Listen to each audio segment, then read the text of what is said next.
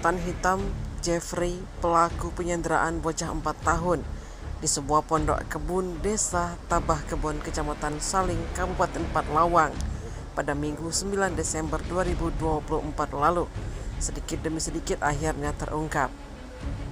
Ternyata sebelum melakukan aksi nekat menyandera anak kecil, Jeffrey yang merupakan warga kota Jambi ini sempat melakukan penggelapan satu unit sepeda motor yang diduga milik anggota Polri di kota Lubuk Linggau.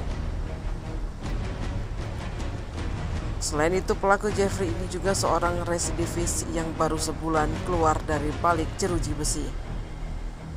Kasat Reskrim Polres 4 Lawang AKP Alpian didampingi Kanit Bidum Ibda Andin Rianto mengatakan, pelaku saat ini terus dilakukan pemeriksaan intensif di Mapolres 4 Lawang.